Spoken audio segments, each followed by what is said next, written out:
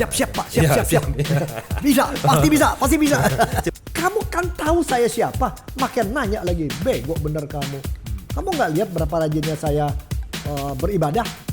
Biasa pencapaiannya di masa lalu, Pak Bapak luar biasa di masa lalu. Jangan lupa bilang masa lalu, supaya dia tahu nih masa sekarang udah beda nih Pak. Zaman Bapak pakai mesin ketik, tangannya ditepok-tepok. Sekarang kan pakai HP, nggak pusing begitu kan. Itu radio tempat gua cuap-cuap ternyata ada jamu tetes. Apa maksud tuh obat tetes? Kagak jamu tetes. Ini kan buat kulit, bukan jamu tetes, saya bilang.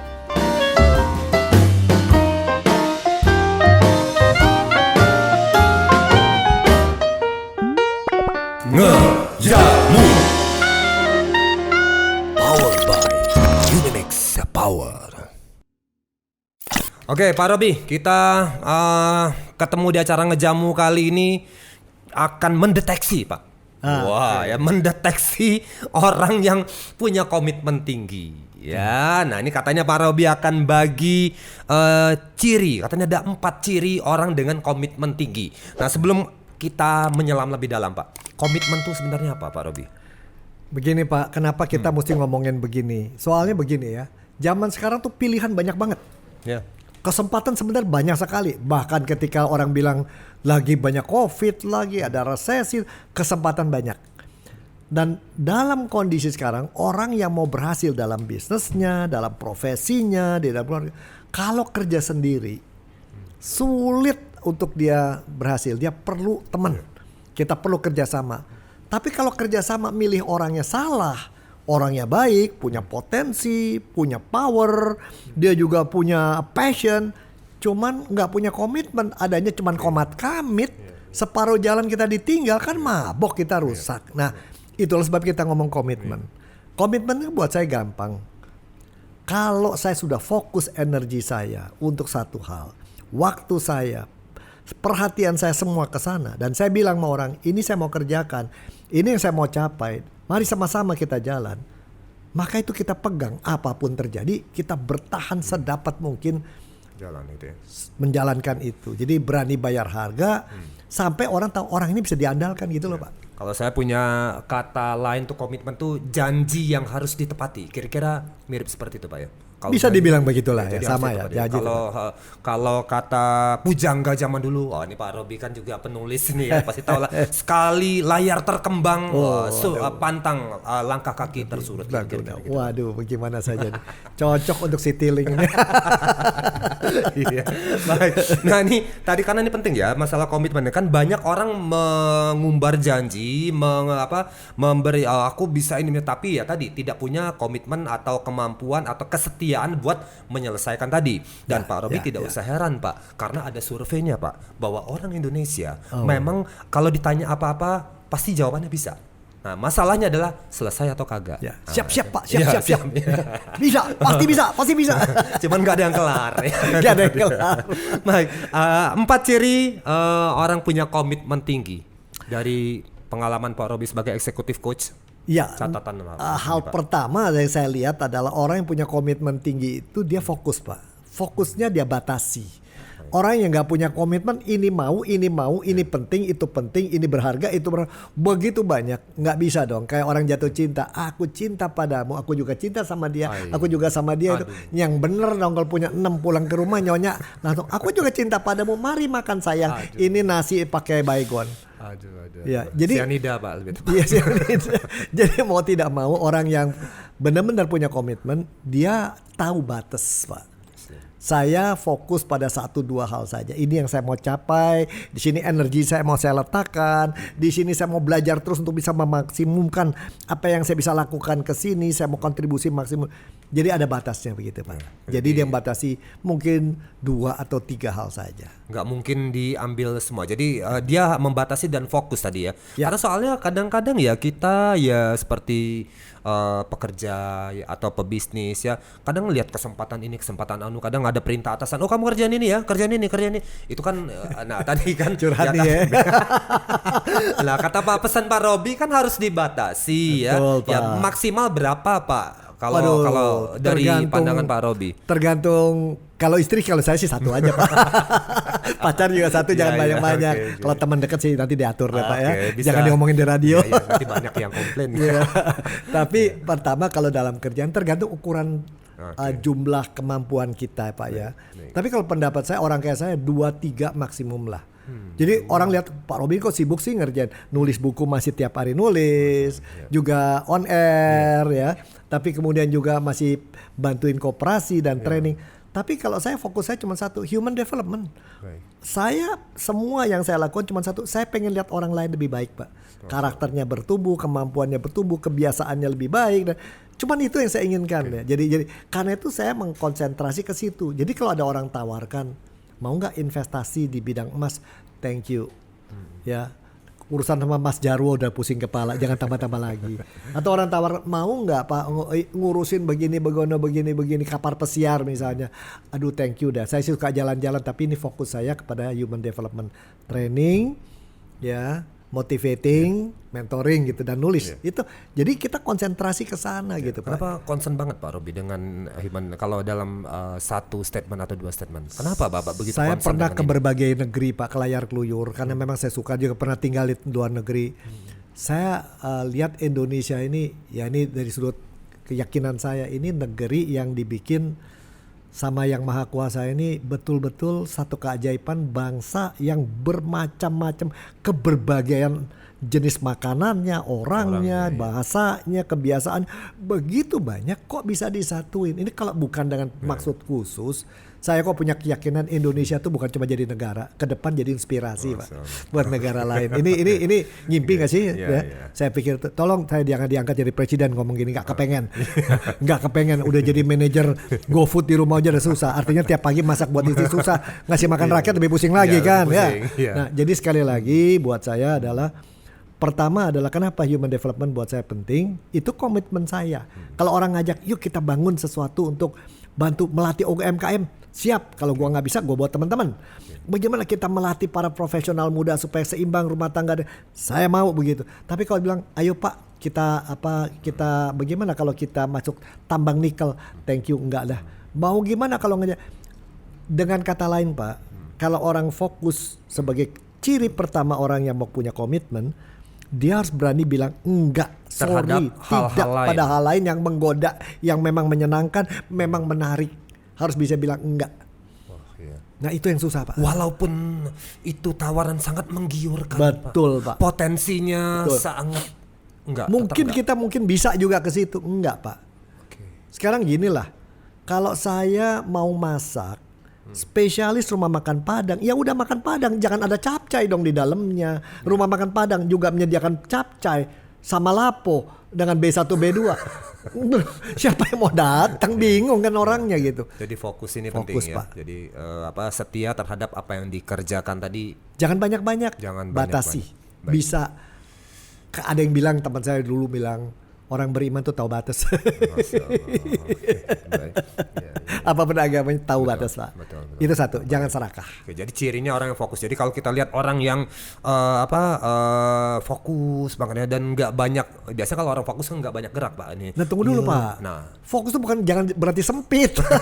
Kan saya juga mentoring juga itu. Artinya bukan, tapi kita tahu fokus saya human development. Tapi jangan human development juga ngurusin tambang juga, perikanan dengan Ibu Susi juga segala macam.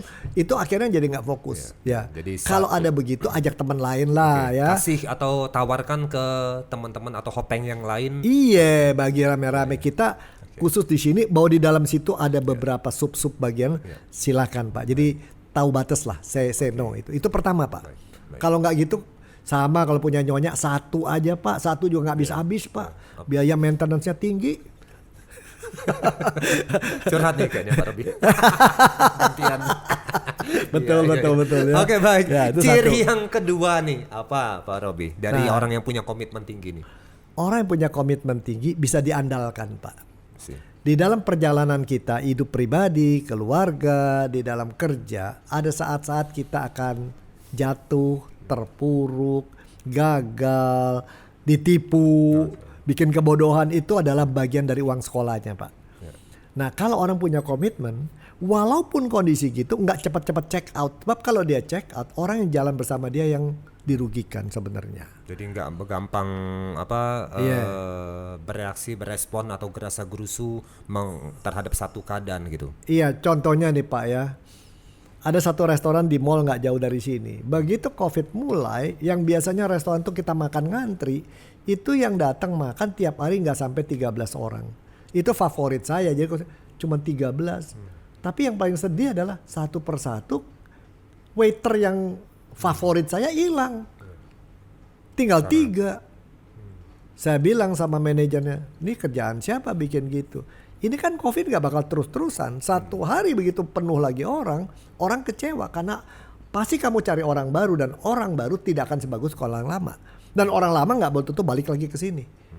Karena ketika susah kamu tinggalkan. Nah di sini, kalau orang yang punya komitmen, dia bisa diandalkan ketika dia rugi pun, komitmen dia pegang.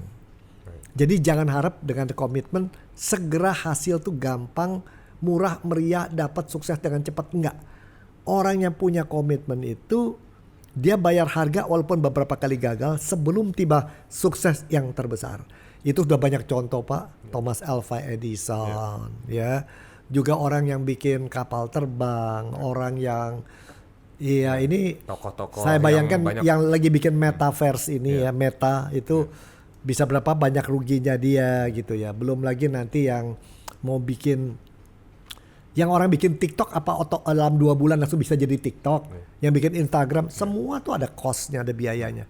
Di sini yang bedakan orang yang mau berhasil apa enggak, berapa jauh dia berani bayar harga. Sehingga ketika dia bayar harga, terutama bayar harga untuk tidak membuang orang dengan cepat.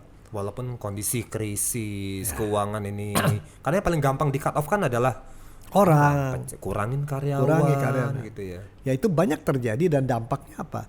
Mungkin keuangan jadi sehat tapi di luar ceritanya orang, oh dia begitu. Dan cerita itu satu yang kecewa ceritanya ke 10 orang Pak. 100 yang kecewa, 1000 yang denger. Lama-lama orang, oh memang lagi inflasi, depresiasi, nggak ngerti sisi-sisi terasi, udah jangan belanja, rusak. Atau jangan, udah gak usah makan di situ lagi. Iya. Saya juga begitu, nggak mau lagi makan. Gitu ya. Habis nungguin setengah jam gak datang-datang tuh makanan, udah perut keruyukan. Ya anak buahnya sorry Pak, cuma bertiga. Nah ketika udah lebih banyak orang udah penuh datang, orang pindah ke restoran lain Pak. Karena dia udah nggak bisa melayani seperti dulu. Orang sudah punya harapan kalau restoran ini di sini levelnya. Ternyata kok anak buahnya kayak gini macem. Dan mereka harus mulai dari nol lagi, Betul. mentrain mereka dan melewati. Sementara saya saingan sudah makin banyak. Ya, sebaiknya ada satu restoran di sana begitu. Lucu tuh, saya tahu dia makanan berapa sekali makan semangkok kira-kira 60.000. Begitu COVID dia pertahankan anak buah, harganya dia turunin kayak 50-an Pak. Orangnya tetap sama dan satu hari saya kayak tinggalan handphone di sana. Bagaimana dengan cepat dia menolong saya menemukan di kolong meja dan dia ketemu di kolong meja, dia taruh ke kasir. Begitu saya datang, Bapak yang kehilangan handphone. Saya bilang ini, saya cerita ini betul-betul restoran itu makanannya begini, orangnya juga bagus Pak. Nah itu komitmen. Jadi komitmen memang nggak ada komitmen tanpa bayar harga. Sama dengan keluarga. Kita jatuh cinta si cantik itu yang kita sanjung-sanjung. Setelah jadi si cantik dengan anak 3 ngomel melulu, lalu jadi si cantik dengan anak remaja yang kerjanya membuat kredit card kita penuh terus gitu kan. Nah tapi apa kita langsung tinggal? Tenang dong, cinta makin mendalam. Kredit card boleh mentok, cintaku juga tetap mentok padamu, begitu pun.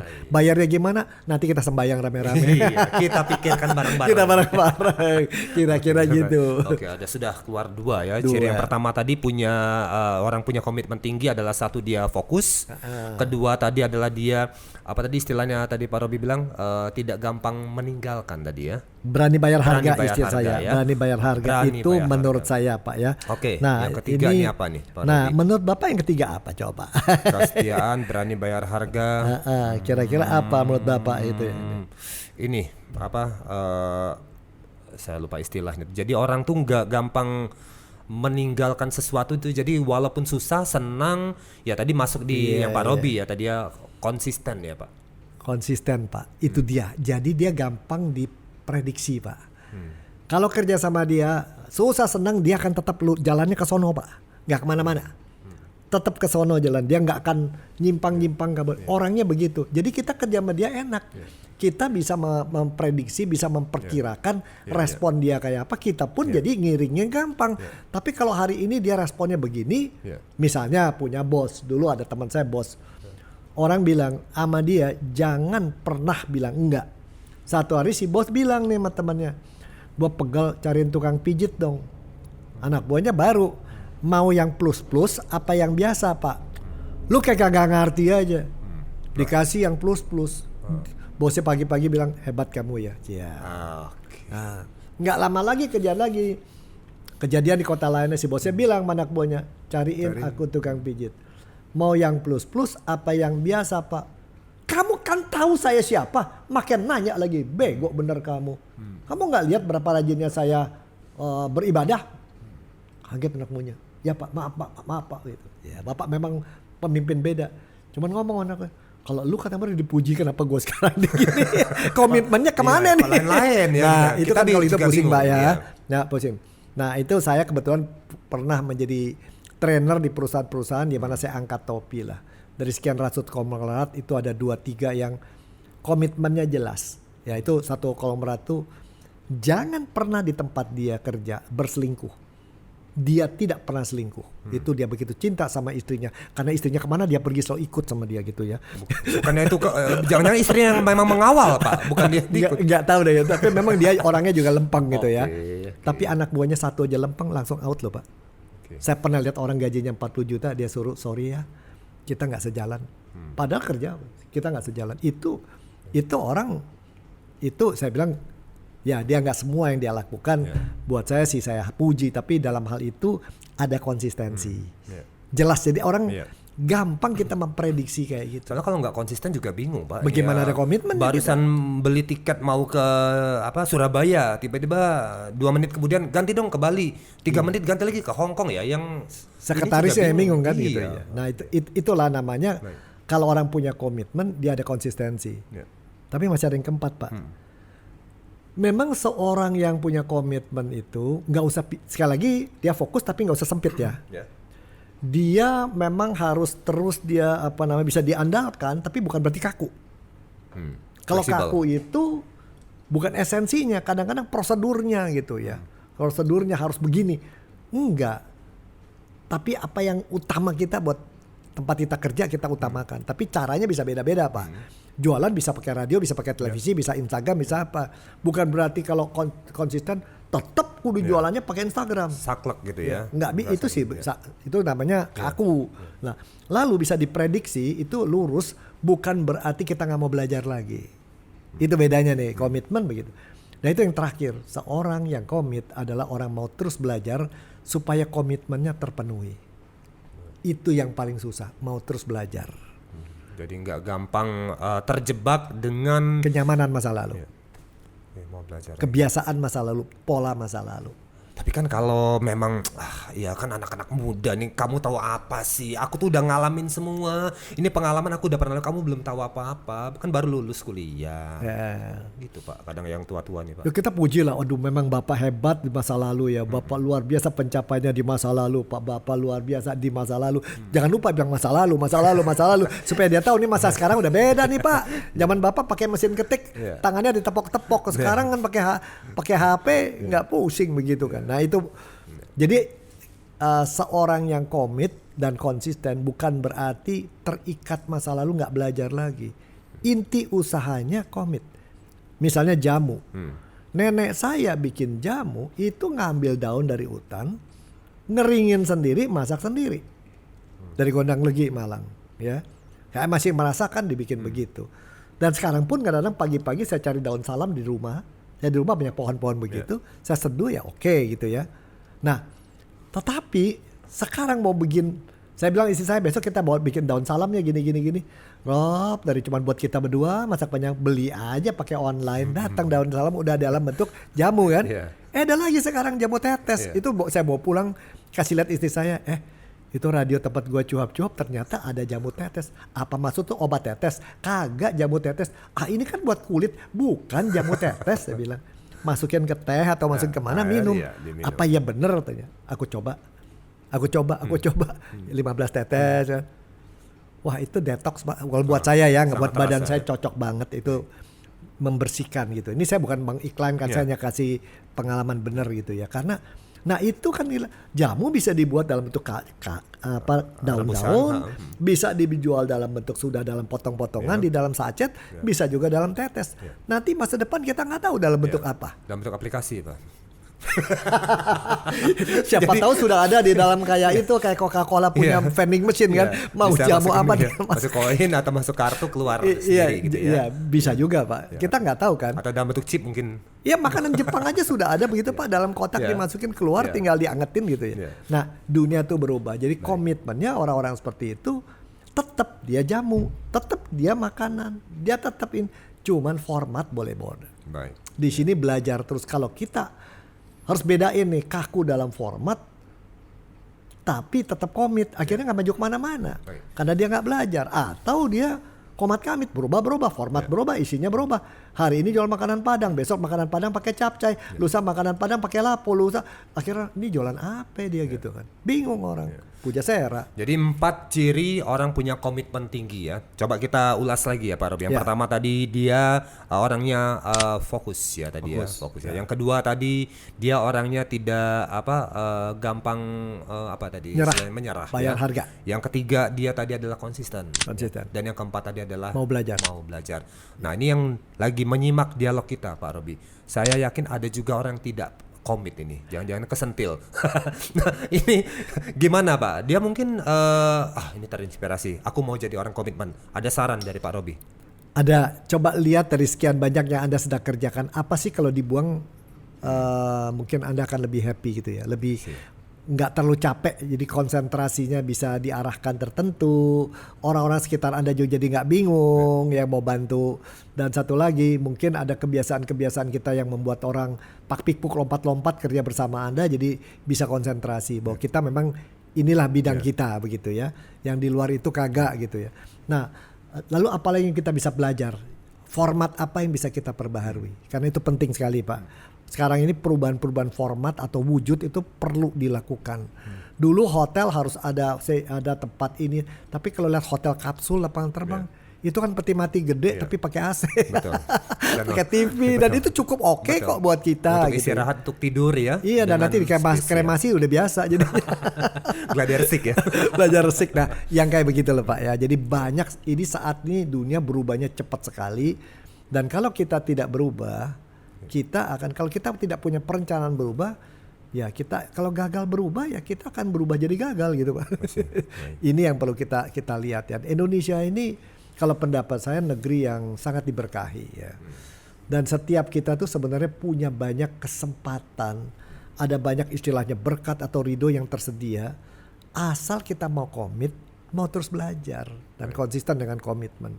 Yang jadi masalah, kita bilang, saya minta yang maha kuasa kok beli tunggu-tunggu, rezeki belum datang, ini berkah belum datang, ridho belum datang.